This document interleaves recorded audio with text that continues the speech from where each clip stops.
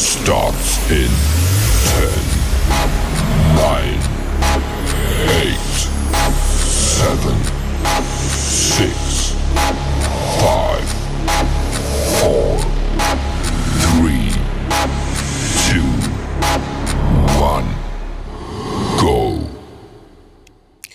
Aerosol! Good morning, friends, and welcome to the Shero Coffee Chat, where coffee meets conversation.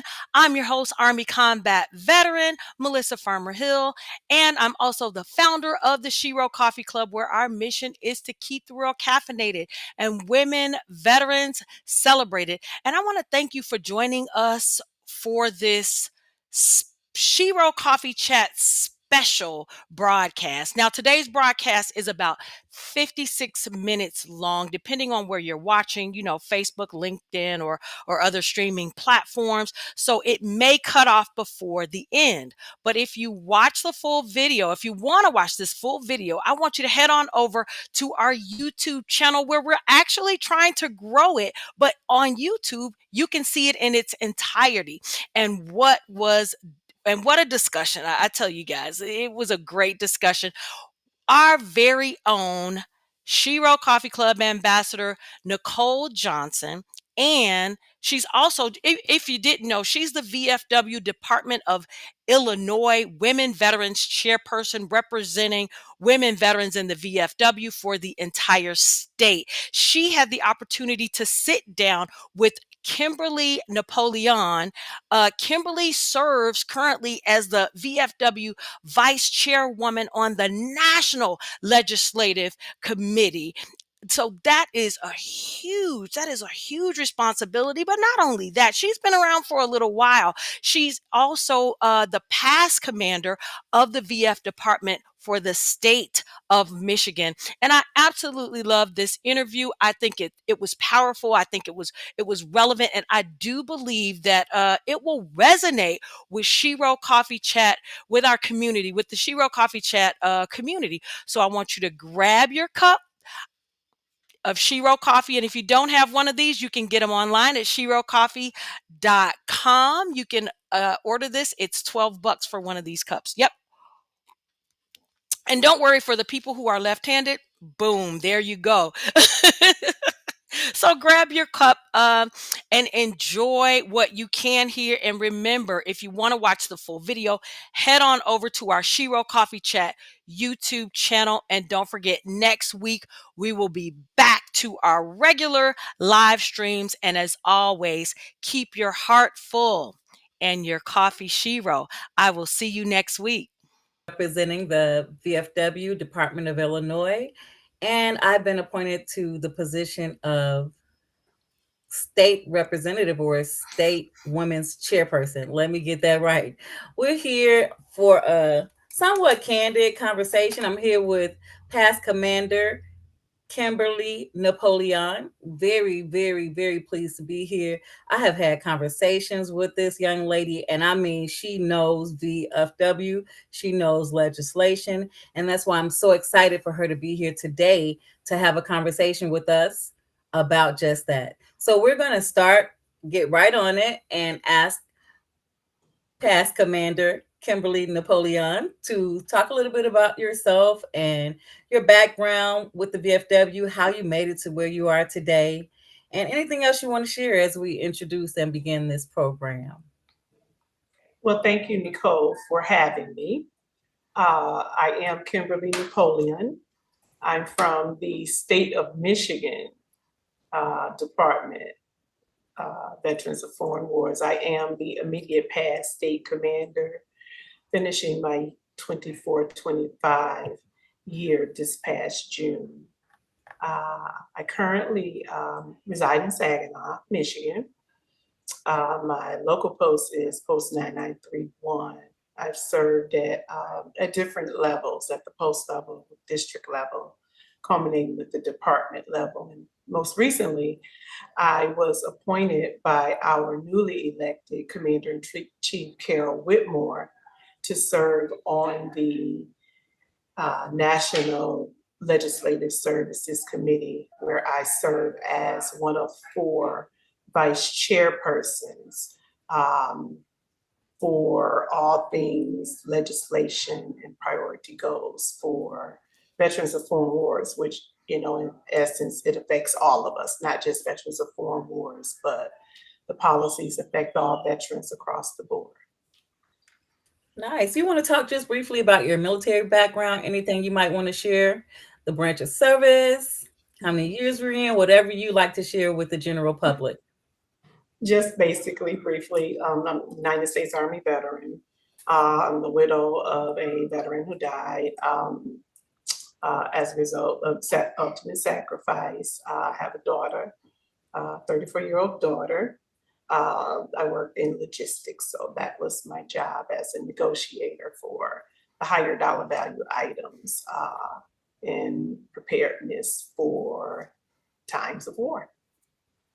Awesome. Awesome. Thank you for sharing that. Mhm. Okay, so I have a few questions about you as a woman veteran, you as a leader. I want to hear more about this trailblazing. You were the first of many things. And if you could share that with us and add a little bit of, you know how you do, because I've talked to you now, add a little bit of motivation and inspiration while you talk about that trailblazing history and current. All right, thank you. So, as I said, I previously served at the local post level, district level, and department level. And at each of those levels, with my election to the role of commander, post commander, district commander, and department commander, I was the first female to hold all of those positions. At the post level, however, in my post, I was the first. I was not the first in the state. I had many to remind me of that.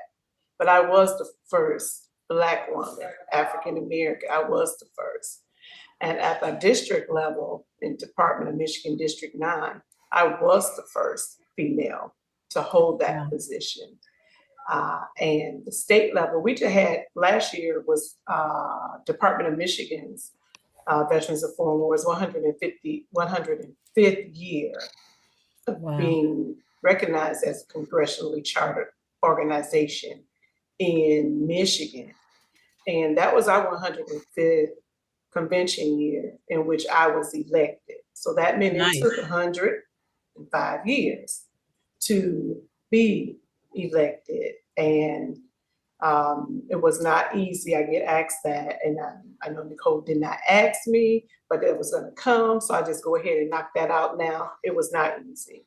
At the post level, I was brought in a male dominant organization, right? I was brought in by a male. And when I joined, they're like, oh, we've been looking for a secretary. We have our next secretary. That was Mm. problematic for me in a lot of ways.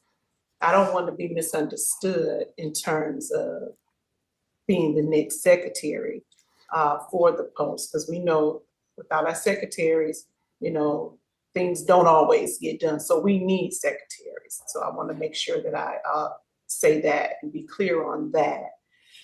But there are some who are born to lead in other positions as well.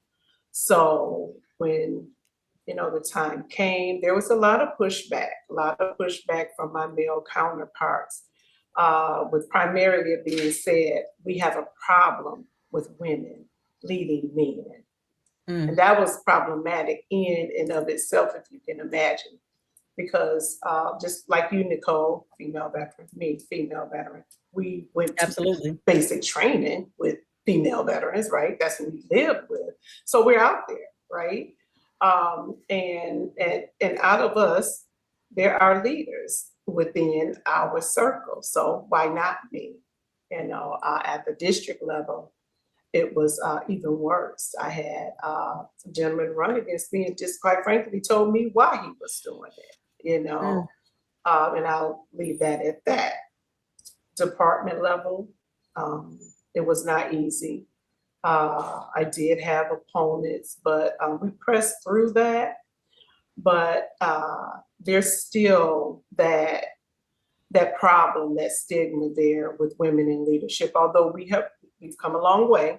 We just elected our first female commander in chief, Whew. which is Karen Whitmore, at, Yes. at our 126th convention in Columbus, Ohio. where, by the way, is the birthplace of veterans of foreign wars of the United States. We went back to where it all started, and history was made by us Yes. electing our first female commander in chief. So we're excited. She's excited. She has intentional goals in place this year.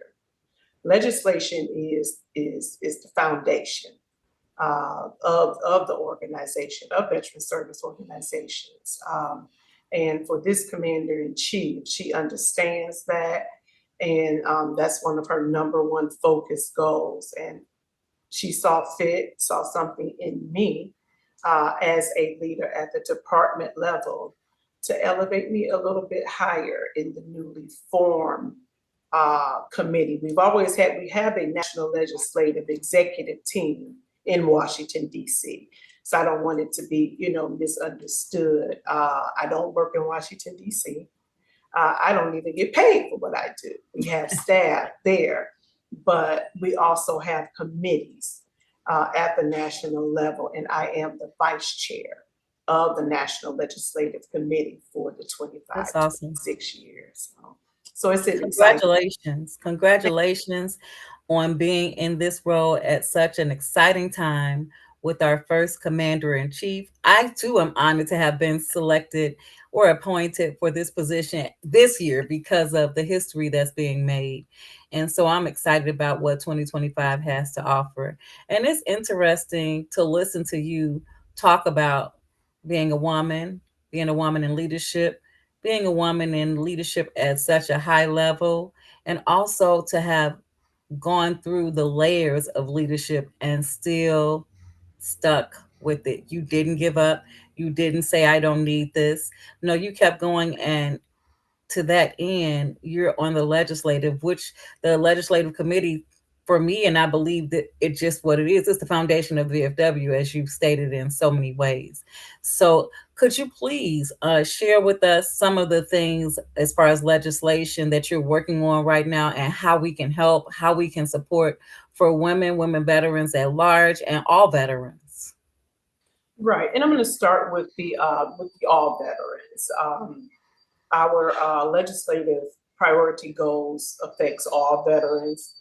There have been in the past those specific pieces of legislation that is, directly pertinent to us as female veterans, such as in how compensation and disability claims are adjudicated. At one time, if it's not in writing, it did not happen, so to speak. And we know that when someone is assaulted, especially sexually assaulted, the first place they go is not to the hospital or to the doctor. The first thing they do is not always tell someone, right? That's right. So when filing compensation and disability claims, you have to prove your case. Well, if you're assaulted and there's no record of it, how are you going to prove your case if you didn't verbalize or share? So, so we recognize that. And down through the years, through researching that, we have been actively able to change the guide in how military sexual trauma claims are adjudicated, and hereby helping to compensate those female veterans, I'm saying female veterans because we were, talking women veterans for a minute here. But, excuse me, I gotta fix my chair. Okay, go ahead. Sorry about that. I'm just making an adjustment. Okay, I popped my chair down by mistake. Sorry for the distraction. Go ahead. Okay. Yeah, so we know that female veterans are not the only veterans that, are subject to military sexual trauma. It could be male or female. But we were just talking about women there for a minute. But the way that those claims are adjudicated now came from pieces of legislation that we, as members, right, voice our concerns to our leaders in Washington, D.C. on change. We advocate for change. And so now the way that those claims are adjudicated are very differently. There's different ways um, to come to the conclusion, yes, this did happen, and as a result of this is where you are, and so now, we're being compensated more and more. Uh, more people are coming forward with military sexual trauma and having that conversation and filing compensation claims, as they should. And thank you for bringing it up. And compensation as a whole, you have a role in that, don't you? Don't you do something with? I don't think I heard you mention that. And I'm not trying to get a whole bunch of calls towards your way because that could potentially happen. But don't you have a specific role in helping others to accomplish receiving the benefits? And can you speak to briefly to that role and anything you might want to wrap around that? Because like you mentioned when we had a conversation before, the PACT Act and some other things and what that stood for. Can you just give us a few words about that while I again try to adjust my chair? I'm going to get this chair right, but go ahead. Sure. So I am an accredited veteran service officer. Yes. I'm a life member of the Veterans of Foreign Wars, but I also wear many hats. I am a member of American Legion. I am a life member of Disabled American Veterans. And so I am an accredited veteran service officer within. And my job is to make sure that veterans receive those benefits that they have rightfully earned. Not that they are given, but they have earned them. When we joined, the contract went both ways, right? It was two ways. I raised my right hand. I agreed to do this to protect, defend the Constitution, of the United States against all enemies, right? Foreign and domestic. But in return, after I do that, because while I'm doing that, there's going to come some things, that may not work the same as it did when I went in and when I got out. Things happen, right? Yes. So those are potential claims when we get out. So now we need to hold the government accountable to honor the contract. We held the bargaining end of the contract, so now it's time for you, federal government to compensate me and others for those injuries and or diseases that we come in contact with as a result of our sacrificial service. So we don't want anything to be given to us. We just want what we earn. And I think, Nekohl, if it's okay for me to go back to the legislation piece, and I don't want to get ahead of you. No, go ahead, get ahead of me. We're good. This is your floor, please, your platform. Speak as you will. Flow. Yeah. We're laid back, but you're giving some good information, and I want to give you the floor so that you can flow and give us everything that you feel like we need for this moment. I wish this could be an hour-long broadcast, but we have this time, and I want to take good advantage of it. Yeah, you were talking about some of the pieces you mentioned, PACT Act, and just talking about some of the pieces of legislation that we have done. We hear a lot of talk. PACT Act is a buzzword right now. PACT Act, PACT Act. That is the government's promise to address toxic exposures, right? Yes. PACT Act of 2022. Now we're holding the government accountable to honor that, the presumptive issues. There are so many presumptive issues, conditions, I shouldn't say issues, but conditions, health conditions that we as veterans face as a direct result of our service. Back before it was Agent Orange, right? For our Vietnam veterans.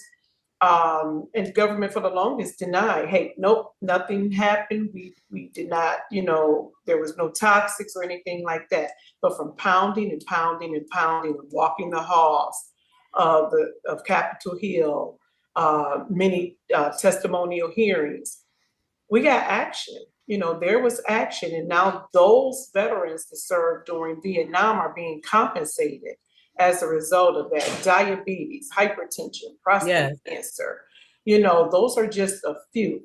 Heart conditions. Those are a few of the things that had come to pass and now being recognized as actual diseases that it's a known fact that toxins cause. So those are presumptive things. Now let's fast forward now to 2022. It had been years upon years before such legislation that big of a deal had passed. It opened up the door now for Gulf War veterans, post 9/11 Yes. veterans that serve. We come back. We have unexplained illnesses, fibromyalgia, reproductive cancers in the women, right? Those are now presumed conditions, and what that means is if you served in a certain area during a certain time period, it is presumed because you were subjected to toxins, burn pits, it's automatically presumed that you have this condition as a result of where you were. You are entitled to benefits. You need to seek out your nearest accredited, I did say accredited, and I said that for a reason, Yes. accredited veteran service officer. Everything that the veteran service officers do, we do for free. If that means all the way going to the Board of Veterans Appeals, we do that for free. There's never a charge. A veteran should not have to pay for applying for benefits that they have received, as long as you have accredited veteran service organizations, such as the Veterans of Foreign Wars, to process those claims for you. To that, we are speaking on legislation too, right? Yes. We do have what we call, what is known as the GUARD Act. It's the GUARD Act to cut down on claim sharks. There is no way on this earth that a veteran or their family should be automatically out the front gate giving up 60, 70% of back pay on something that they earn, right? So Yes. time is money. Time is money, do not get me wrong. But there needs to be mechanisms in place. And right now there's legislation, HR 3132, which is called the Choice for Veterans Act of 2025. That is not good. That is not a good bill. You go into debt out the gate at $12,500 Wow. in retro pay that you may not even get. So the veteran is already in debt before they even are awarded benefits. It's wrong. We are not in support of that. So I want you to all contact your legislators, and I think we'll get to that, like a little bit, throughout this here little segment that we're having, if you will. Okay. And we can also follow up. We can follow up because there's so much. We need to do a session just on benefits, because I have a list of questions that I've heard and been asked, and we can continue on with that. But please go ahead. Yeah, and we do. We do have some very pressing issues right now that's hot. The Major Richard Starr Act. Yes. We have veterans, right? We veterans of foreign wars. Veterans go to combat, right? Combat, you're gonna have some casualties too, right? Not all are deadly. Some of them are. In this case, if you're injured in combat, you may, quote unquote, in the government eyes, be no good. So damaged goods to where you may have to retire early due to that combat related injury. So you may not get to your 20 years as you had planned on doing. So you're forced into medical retirement. Right now, if you do not have 20 years in and you have to retire early due to a combat related injury, you file for compensation and disability benefits after you medically retired due to combat related injury. If you're awarded less than 50%, there's a dollar for dollar offset for that, which means your compensation is going to be offset for every dollar that you were awarded in compensation disability benefits, all because you had to retire because you were serving and you got injured in combat. That's wrong. Those are That's two very wrong. different benefits, and we are pushing for concurrent receipt, which is how it should be. It's going back to honoring that contract, right? And that's Yes. known as, right now it's known as the Major Richard Starr Act. We have been trying to get that pushed, and right now they're looking at it. It's been introduced to be part of the National Defense Authorization Act. We need it any way we can. Right now, it is HR 2102. It is the Major Richard Starr Act, and that is to support and award and act law to have concurrent receipt of military retirement and earned service connection disability benefits. That's in the House, the HR 2102. And then on the Senate side, there's also on the Senate side, the Senate is considering the same thing because we have to have both. And that is Senate Bill 1032. That's the Major Richard Starr Act. And that deals with retirement and military personnel. We talked to some of our legislators. We just left DC, and some of them were saying, well, we don't have the money. That's the wrong answer, because you have the retirement program, right? You put into retirement, why? So there is money. And this only affects, Nekohl, 50,000 or so veterans. That is a small number compared to how many of us have served. So this year, one of the major things, just as it was with the PACT Act this year, the Major Richard Starr Act, we need to get that passed. We need to pass the Major Richard Starr Act. That's what we're urging Congress to do in this session, is to pass that act. Okay. So do you have any more major or upcoming, or is that all of them? I know there are many. But any that you would want to present to this forum before we get asked to send a list after this is over, but something that let me tell you, we have a lot. We have a lot, but there are many. Let's go. Let's talk mental health. Can we talk mental health for me? Yes, please. Let's talk mental health. You think about mental health, right? You go to the doctor, you tell them your symptoms. They look through their little book, search WebMD, come up with the diagnosis. Nowadays we know what's wrong with us, right? But once we get that diagnosis, we want to know what's the fix for that. Right now, as we know, down through the years, we have first line meds for that, which are the SSRIs and the reuptake and the neuro, right? Medication works. It is a fact that it works. It works for me. I've had others share that it works for them. But we know that with every med comes side effects, come risks. And some antidepressants in particular have long-term, if you take it long-term, it has side effects that comes along with that. So with that being said, we know when we get medication, we're told about side effects. We're told about that. But sometimes that may not be enough, Nekohl. We might need to have it in writing, because some of us are visual people. Or you might have some say, well, I didn't know that if I took it this long, this would happen. And I'm not saying that does not happen, because obviously it does, because we're having this conversation. A lot of our veteran brothers and sisters that have taken these long-term meds, and they're ready to get off, they go through a whole whirlwind and they're worse off than they were when they started, all simply because they said that they were not informed. How do we fix that? Let's give written informed consent, right? So if it's in writing and we've had this dialogue, we've been told the risk, I can make an informed decision as to if this is the route of treatment that I want to take. How do we change that? Well, HR. Do tell.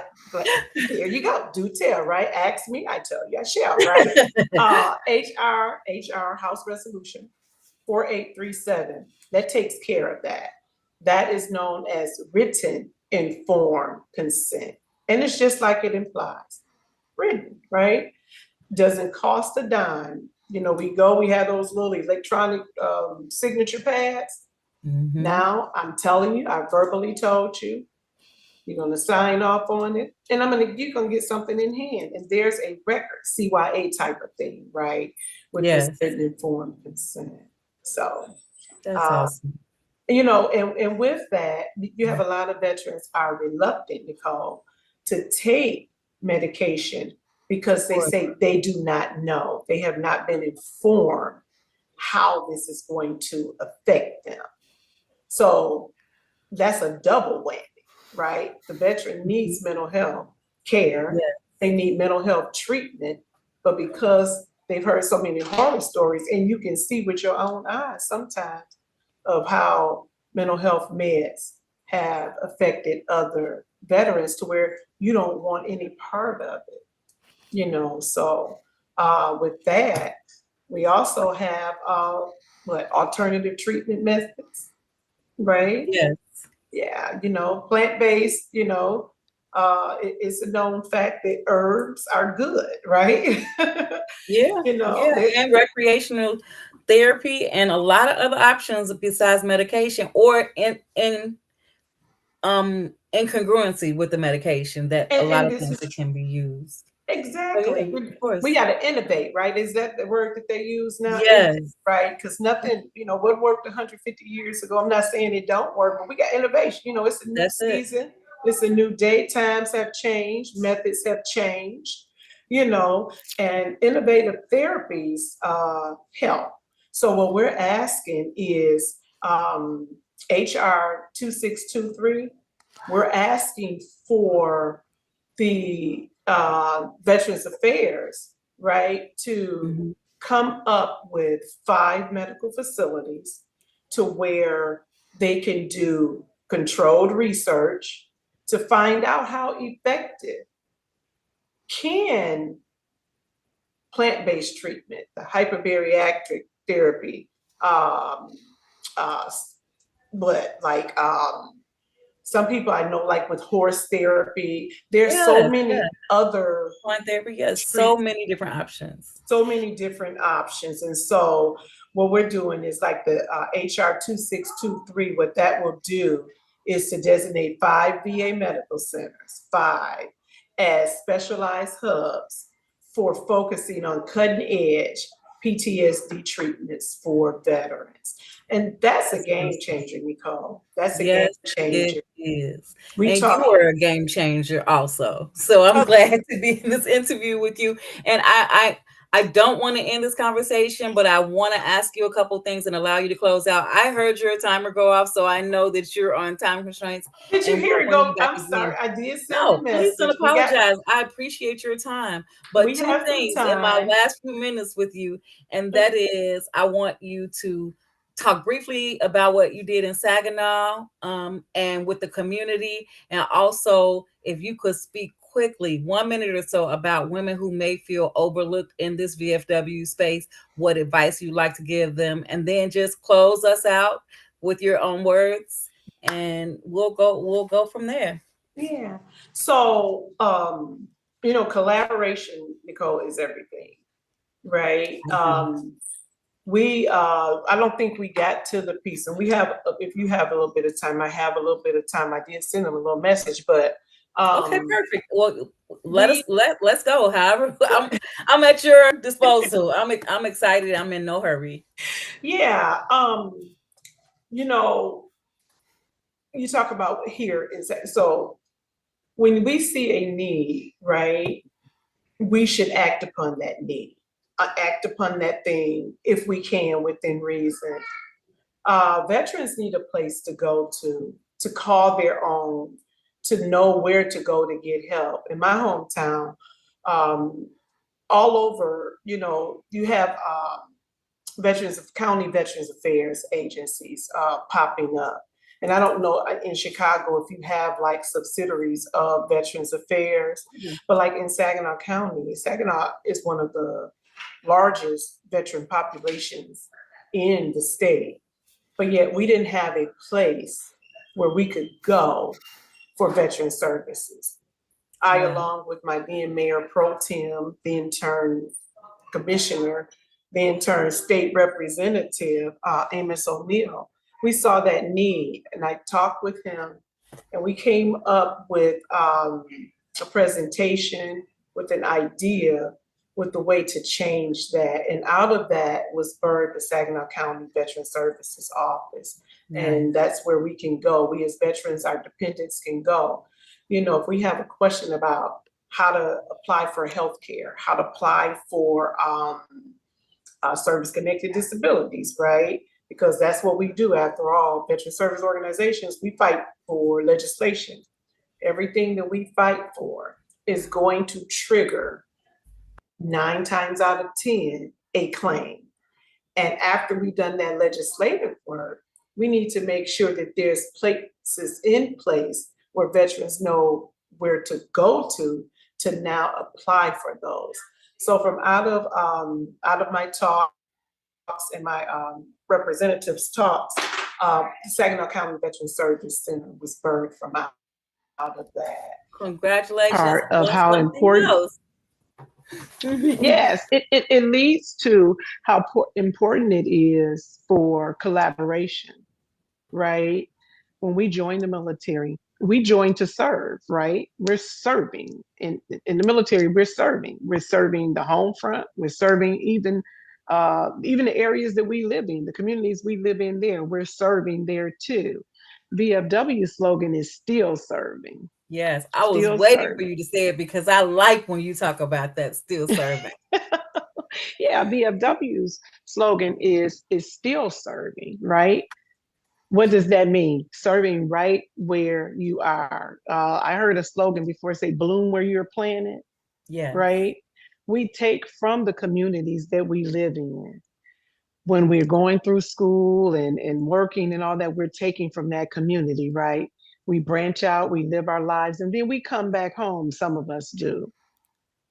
We're a byproduct of the community that we're in. We should give back. There's always a need, right? How can we serve? Still serving how? Advocacy, legislation, beautification, Americanism. You know, we have a right, we have a responsibility to teach, to educate as well.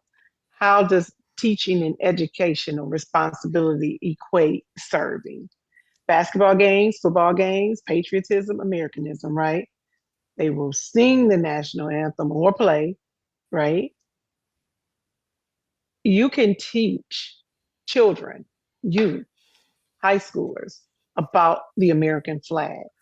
You can teach them what it means to be a community servant, beautification, veterans parks, neighbors, right? Elderly neighbors, disabled neighbors that may need a little bit of help, shovel their snow, cut their grass, you know, those types of things. And just anything, we have this now called VFW National Day of Service. And it is just what the name implies, service to the community. And we don't have to go it alone, Nekohl. Yes. We collaborate. Collaboration is good, right? Yes. Yeah, it is. Collaboration is good with other entities, with other nonprofits. You know, collaboration is good. And to that end, I would very much be happy and honored for you to be a part of a collaboration with Shero Coffee Brand. Shero Coffee Brand. As an ambassador. I'm an ambassador right now. I would love to pass it. Well, I was 25, 26. I would love to pass that torch to you because their motto and mantra is keeping the world caffeinated while keeping women veterans celebrated. And this is all about women veterans being overlooked, women veterans being discounted in leadership positions, and all of the things you speak towards. So just because you brought up community and just because you brought up collaboration, I wanted to bring that up on this platform. Yes, for sure. And it's definitely needed, as you should. You know, when we talk about women veterans, we know that this is a male-dominated veteran service organizations other than the Women's Army Corps, which was, birthed for women Hmm. veterans from the WAC, Yeah. when they were not considered veterans, when they were not afforded opportunities like we have now today. Mhm. But women are the largest growing population Yes. in the military. So that speaks volumes. We've had a lot of firsts there. I know six triple eight. So that we're Hmm. not just talking about the last, few years. Women have always been on in the forefront and down in the trenches ever Yeah. since the beginning of the military. Harriet Tubman Yep. was in the Yep. military, right? Trailblazing. Okay, setting burning it up. Okay. So now what am I saying, right? Today, there is room for us as women veterans to step up, step out, and lead, be the leaders we were born to be. You may get That's pushed it. back, but that's okay. When you know who you are, right? And what you're created to do, and you surround yourself by people who believe in you, then the only thing you can do is rise. Yes. That's the only thing you can do is rise. We must encourage one another. I may not be, you know, I may not be the strongest in one area, but I may That's be it. strong in this area. But I can see in you, Nekohl, as we talked before, let me tell you, this Zoom, this interview, you already know. I don't Yeah. know anything about like technology that way. I'm probably looking all crazy, looking left, right, and all We of would that. never know. We would never But know. and we're talking about empowerment and encouraging, That's it. right? And what Hmm. you told me was, don't worry about that. I got the IT portion. See, you see something in me that can help someone else. But what Absolutely. just happened though? But you're helping me too. You're encouraging me, helping me to not be so camera shy, not be so withdrawn. I don't take pictures. I don't do Zoom calls and all of that because even we've been in it for a long time. I'm just not good in that area. But what I'm saying is when we see someone that's good in the area, praise them. And Yes. you're not looking for, somebody to, to build you up. First of all, you validate yourself first, right? But it Hmm. does not hurt for you to say a kind word to someone when they are doing great. Recognize the strength. We as Yeah. women veterans we as women in general need to recognize strength in our other counterparts That's and it. give it up to them. You looking good today. Tell them you look good today. I like Absolutely. that on you. Yeah. You see somebody walking with their head held down. A kind word goes a long way. Yes, it We does. have that power within us if we just exercise it. Open your mouth and speak to it. That's Yeah. awesome. Well said. A good way to go ahead and sign off, although I don't want to. But I do want to say I really, really, really appreciate all that you shared with us today. It's very important to women, to the veteran community, to the women veterans in the community, to the leaders, to those who this may be the first time they're hearing about legislation. And I have had a few women veterans who want more of this and who have questions for you and information and education they would like to receive. So we will definitely set up some other time, some other space, especially since you're Zoom ready. You had your Zoom 101. So we're gonna do that. I'm so excited and I just want to thank you from the top of my heart because Hey, you've done something for you me. talk about a mess. I was like, I cannot do this here. But can Not I at just all. add? Can I add two more Please, things, Nicole?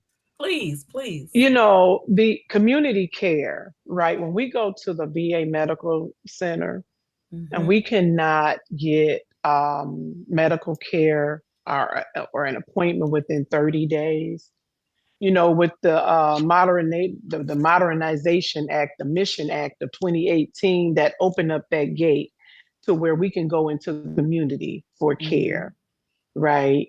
Yes. If you can't get it within 30 days. That's working for the most part. I'm saying, it is working, but there are some problems in our rural areas. Okay. Our rural areas, you think of the Okay. most ruralest area where you live. Do you have doctors out there that can Mm. afford to give you the care, put you on their books, have you to come in, see you? Nurses and everybody you come in contact with, they all get paid for what they do, right? Now, when time is money, right? Time is money. So they expect to be paid in a timely manner. We go to work, we punch the clock, we expect to get paid when we're supposed to get Mhm. paid, right? Part of the problem with the Act of 2018 is a lot of the providers are not getting paid on time. A lot Oh. of veterans in rural areas do not have uh, care in that area because doctors don't want to sign on to be a in-network provider because they don't know when they're going to get paid.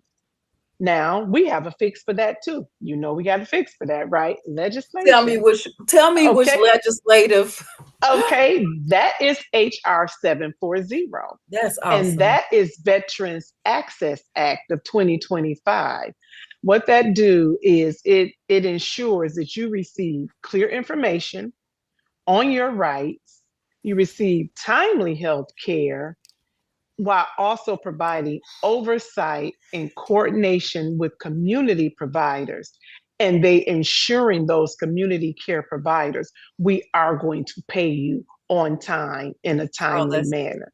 Because what good does the option do to have it if you don't have providers who are willing to become in network providers because they haven't been paid? yeah. So HR 740, that would take care of that. That would take care of that. And in the Senate is S275. It's simply Veterans Access to Care Act of 2025. And it's twofold. It talks about the reimbursement process for the provider, and it also encourages rural and ensure that veterans that live in the rural areas that they have access to care that they rightfully need to. That's very important. That is very important. When I transitioned out of service, Nekohl, I had an accredited veteran service officer at the out processing. Did you? No, not at You all. did not. Okay. Never heard of So it. good thing we got a few extra minutes, huh? I'm gonna tell you the Mhm. fix to that. Okay. It's called TAPS. It's called TAPS. Okay. And it is transition from service. Okay. What does that mean? That means we're being released from Department of Defense and we're being released into the community. And where am I going to go? Okay, I was injured. Say you fall off the back of a deuce and a half. You hit your back, you hit your neck, and all that. They fix you up and send you on your way, right? You go on back to work and all of that. But you fell off the back of a deuce and a half. You're going to have some back problems down the road. Now, that's a potential claim. But if you don't have anybody to tell you that when you're out processing, you just out there hurt, right? Wondering, oh, my back hurt. What am I going to do? So many. Accredited veteran service officers, when you're transitioning out, right? There should be an accredited veteran service officer at that transition point. Mm. Okay. And that service officer will tell you about the claims process, how to enroll in VA healthcare when you get out. If you know you have a condition, an injury that happened to you while you were in service, but you were still under contract, you were still fit for duty, that thing is going to plague you later on. You Yes, it can is. file for benefits 180 days before it's time for you to discharge. But you need to Oh, do that with an accredited veteran service officer. So, what we're fighting for is the TAP Promotion Act. Right now, it's up to the base commander as to whether a veteran service officer can come onto base. Okay. But right now, the last 2 years, it's been working. There's an extended gentlemen's, if you will, agreement. Yeah, we'll have you come on. But what we want to do is have House Resolution 1845 passed, which is the promotional act, which they can either do it standalone or they can put that into the National Defense Authorization Act of 2025, 2026 too, right along with Major Mhm. Richard Starr Act. Okay.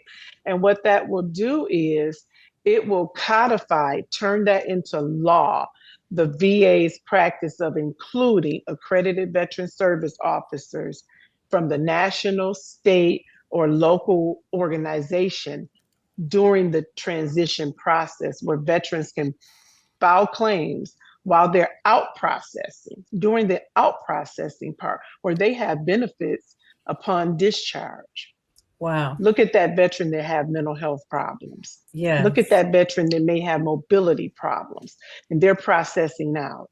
Should they have to wait until they get back to their home state, wherever that's going to be, to try to Absolutely not. navigate who to go to? What do I do with this? With the TAPS Well, Promotion Act, that okay. eliminates that, that fills in the gap. So I'm glad we had a little bit more time because I needed to get that out. We didn't talk And about that's a that big one. That's the a big last. one because now we're talking about the younger veterans. Now we're talking about, and this is a plug for VFW. Now Go we're right talking ahead. about serving younger veterans and those younger veterans being recruited into the VFW to pass that on to serve because they were served appropriately. So I'm glad that you took the time to include that. And Yes. you have done, not only have you done a broadcast, a podcast, you've done a few commercials as well. So we're going to take this video and we're going to make some good use of it because it's And important that people know. I'm so serious. Where it's important that Nicole, people know the listen, opportunities that I'm gonna have to get you to sign a little. I there agree that this video can go in many places, but you it's can do important whatever that you want to people do know. with it, but Okay, so can you repeat that? you can do whatever you. I mean, do, well, within Within reason, limitations. within, yeah, But thank because you you think so about it. much. You Yeah, you're more than welcome. You're more than welcome. I'm still yeah, because this serving. is I'm a servant. important. It's I'm a, important, and people like me. I'm just gonna say this, and then, bro, we could go on and on. So I'm not, but I will tell you, when I was discharged from the military, that was it. I came home from war. That was it. It wasn't until mm, 30 years later that I mm, found out that VSO anything existed. And that's because I unraveled. I needed mm, help and no one understood. But the yeah. VA understood because so many people were like me 30 years later when the back starts hurting and the knee starts hurting and all of the rucksacks and the Mm-hmm. running and everything, Mm-hmm. Talk, your sister. body Talk. starts to speak. Yes. You need Yes. help. Yeah. And for Yeah. you to be a part of a legislation that's passing a bill for within 180 days of discharge, these individuals are able to begin to get the help they need for the Mm-hmm. future. Mm-hmm. You're saving lives because It's there's suicide extra. rates that are high. There are a lot of things that are going on because people just don't know. Yes. So thank you for Yep. adding that. Thank you You for your are. time today. And thank you for giving us an extension of time so that we're able to take this information and share it For with those sure. individuals who really need it. For sure. Kimberly, And Napoleon, Nicole, I'm sorry. I'm sorry. please don't There apologize.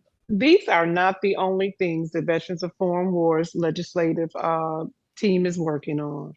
I'm You sure. can go to vfw.org. Yes, Okay, I'm gonna put it in because I am please. still serving. I am still serving. Okay, immediate past Department of Michigan Commander Kimberly A. Napoleon is still serving. Okay, Okay. um, if you go to vfw.org, you can Google and ask what is the Veterans of Foreign Wars 25-26 priority goals. Right now in Congress, this 119th Congress, there's numerous bills that affects us, the VFW supports. You don't just have to put these in a box this is just this is not even whetting the Oh, appetite. I'm sure. Okay, this is a condensed version, but if you go to vfw.org or you Google VFW, Veterans of Foreign Wars, legislative priorities, it opens up a whole nother world and everyone can take part in it. VFW Action Corps. Nekohl, I'm challenging you and Department of Illinois VFW. Sign someone up. You can sign your family members up. And what VFW Action Corps is, it keeps you abreast of what is going on, all things legislation. And that's what VFW Action Corps, it does everything for you. If it's something we need you to vote on, it'll say take action. The only thing you have to Oh, do that's is take your awesome. finger and push the button. So And let's it's, pause right there for a second, yes, because I yes, ma'am. want you to answer these three questions on our way out. First of all, can you repeat how people can get that information? Just repeat that for me, that website. Mhm. Also, if you can be contacted by the public, please let us know. And if so, how can we do that? And then any last words you may have before Okay. we get you on again 2 or 3 more times. Okay. The for VFW legislative priority goals, pieces of legislation that VFW currently supports in this 119th Congress is VFW.org. It's VFW.org, legislative priorities. It opens everything up for you. VFW Action Corps. Everyone can get involved in the legislative part. Contact your elected officials, your senators and your congressmen and women that you send to Washington, D.C. HR is for the House side. That's for your congressmen and women. The S is for the Senate side. Wherever you see that we're supporting, pick up the phone and call them. We need you to pass this bill. We Okay. need you to oppose this bill. Choice Act. We don't want the Choice Act. Okay. We don't want claim sharks. But if you go to VFW.org, 2526 legislative priority goals, everything you need is right there. Sign Awesome. someone up for VFW Action Corps. I'm Okay. challenging you all. Sign someone up for VFW Action Corps. It's real simple. Nekohl, I will provide you a QR code. I'm not into QR codes and all that, but see, Okay. that's opened up a whole nother world of technology, right? So I will Hmm. make sure that you have those things that you need. Okay. And And I'll share. yes, yeah. As far as contacting me, um, you know, I I don't I can't put my phone number, but we'll No, figure something out. we'll We'll figure figure something something out. If out. you don't have something immediately available, they can Yeah, contact me and I will definitely forward any for information, ask any sure. questions. But we're here to represent the VFW, and you Hmm. provided the information needed for the individuals who are watching to Yes. connect with the VFW. And you've made the VFW proud. You're still Oh, serving, you're looking good at it, you're speaking well of it. And we didn't talk about this on this platform, but I definitely have which a one? podcast that's going to be loaded.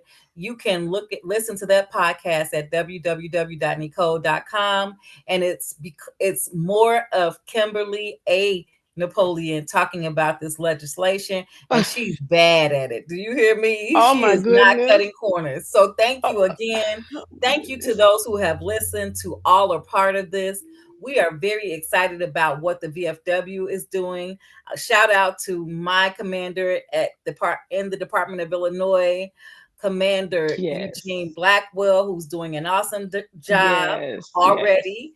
And shout out to Yes. all the women veterans, not only in Illinois, but all over the nation. We appreciate you. We see you. We don't overlook you. And there is more to come for you Yes. and about you. My last shout out is to those who will be listening on the Shero Coffee platform, because we are going to share it, because Shero Coffee keeps women veterans celebrated and keeps the world caffeinated. And coffee is one of my favorite drinks. So I'm always going to be here and support my Shero Coffee people. Mhm. Yes. Yes. So have a great Yes. day, and thank you so much. I'm going Thank to call you after you. we get off of this call, and we'll do follow up when you're free.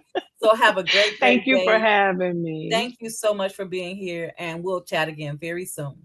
All righty. Bye Have, bye. bye. Thanks. All I can say is absolutely amazing. An amazing, amazing broadcast. One of the things, a lot of people have this misconception of the VFW. And if you are one of those persons who had a misconception of the VFW, you see now why we are still serving. You see why now we encourage people to join those service organizations, because those service organizations, not only are they doing fish fries and events and things like that at their local organization, but on the national level, they are doing more for veterans than you'll ever know. And I'm glad. Thank you, Karen. Thank you, Kimberly Napoleon, for bringing out House resolutions. You see how many House resolutions she named. And guess what? That only scratched the surface. We are so glad that she did this interview with Nekohl. It was absolutely amazing. And guess what? If you don't know more about the VFW now, you need to go back and rewatch the broadcast. We salute you, our first female national commander, Carol Whitmore. Absolutely amazing. And everything that the VFW is doing. I am a lifetime member of the Benjamin O. Davis VFW Post 311. All I can say is, if you are a veteran, you need to join some service organization. And it may not be the VFW, it may be the American Legion, it may be the DAV, but there's strength in numbers. There's strength in numbers. And as you can see, these organizations, and you're going to see more from different organizations and what they're doing, these organizations are out here fighting the good fight for veterans. I am proud. I am so proud of Nekohl and this entire interview with Kimberly. There's more of these types of interviews to come. Stay with us on the Shero Coffee Chat.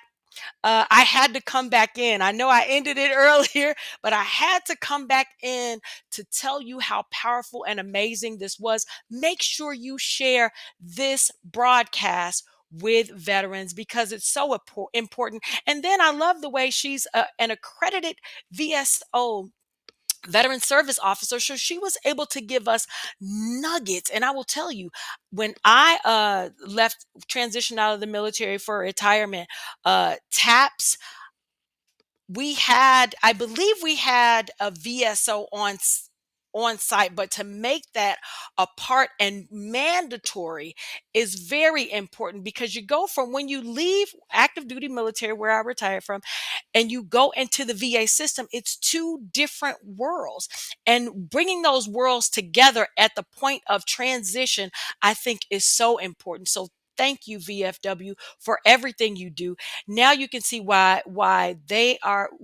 If you're part of that organization, you are still serving. There's a duty for you to do. And I think Kimberly gave you a challenge. She gave us a challenge to get on the, I have it in my notes here. I wish and I don't have my notes, but to go to vfw.org, go see what's going on. You can become a part of everything that's going on. And I'm just grateful for this interview, because she showed the depth, and she quailed some of the misconceptions of what a VFW is. The VFW is out here working for us veterans. And on that note, I am going to say, have an amazing week. And as always, keep your heart strong and your coffee. Shero, I really hope you enjoyed this broadcast, and we will see you next week.